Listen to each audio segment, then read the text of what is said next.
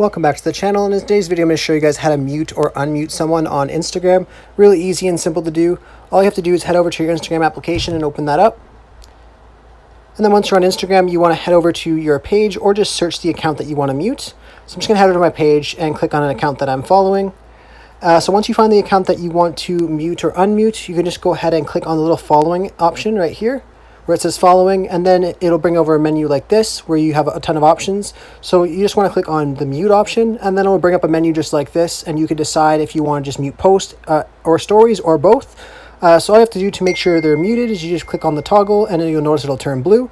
And if you want to unmute, obviously just unclick it and it'll be gray like this. But you can pick and choose what you want to mute specifically, or you can just mute them in general, like totally in general.